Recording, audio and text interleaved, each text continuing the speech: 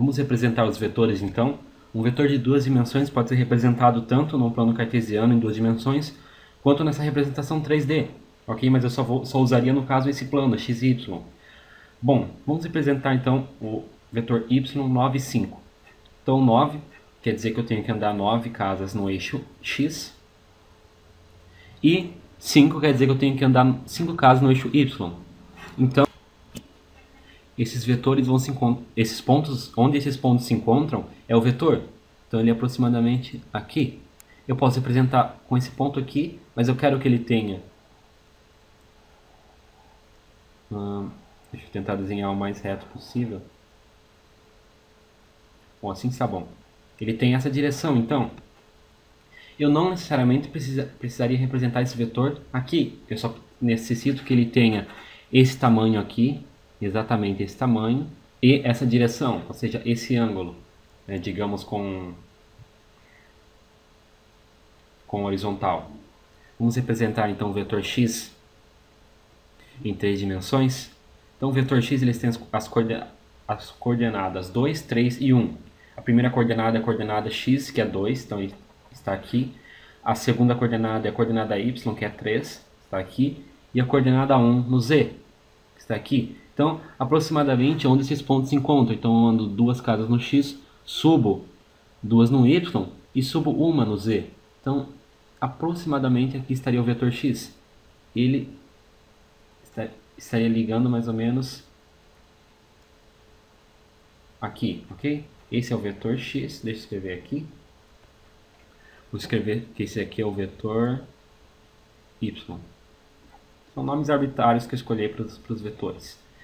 Bom, o vetor x ele não precisaria necessariamente ser representado aqui, mas ele tem que ter essa direção e, digamos, essa inclinação, ok? Ele tem que apontar exatamente, aliás, ele tem que ter esse tamanho aqui e essa direção.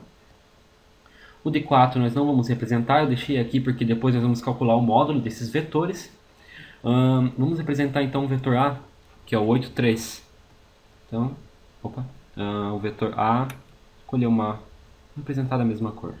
8, 3, então ande 8 casas no eixo X e 3 no eixo Y. Então, aproximadamente aqui.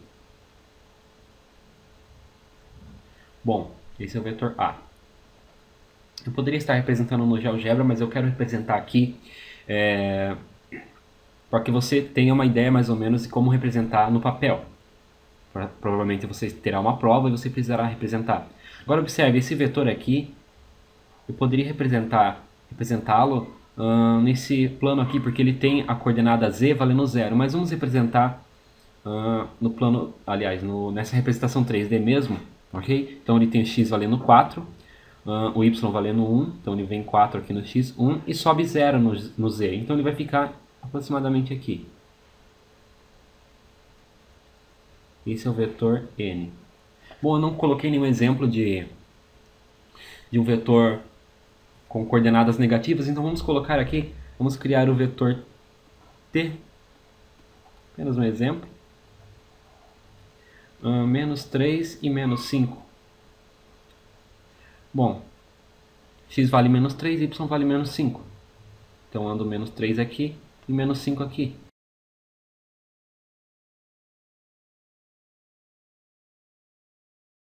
Bom, eu quero que você perceba a propriedade, uma propriedade simétrica dos vetores.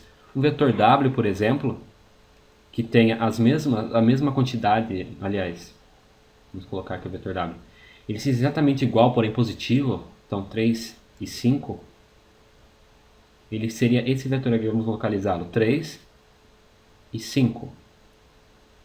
Perceba que ele tem a mesma direção que o vetor T, que é o vetor W, porém em sentidos opostos. Esse vetor aqui ele é, digamos, simétrico. Se nós colocarmos, digamos, um espelho aqui, seria um vetor simétrico. Eu não representei exatamente igual, mas seria quase isso. E agora vamos espelhar só um dos eixos. Então vamos criar um vetor Z, que é igual a menos 3, 5. Então só a coordenada horizontal que vai ser espelhada. Então seria o vetor menos 3, aqui está o menos 3 e sobe 5. Então esse aqui seria o vetor Z. Perceba que ele é um espelho pelo eixo Y. Ele foi espelhado no eixo Y. Okay? Esse é o eixo Y, esse aqui é o X. Lembrando que não necessariamente precisa ser representado assim. Eu poderia representar, então, esse vetor. Vamos copiar esse vetor aqui.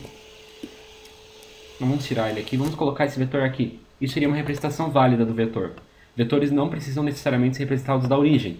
Às vezes nós vamos usar representações na origem porque fica mais fácil de visualizar os vetores e depois, quando eu entrar em soma de vetores, você vai entender mais ou menos o porquê disso. Então, no próximo vídeo eu vou calcular o módulo desses vetores.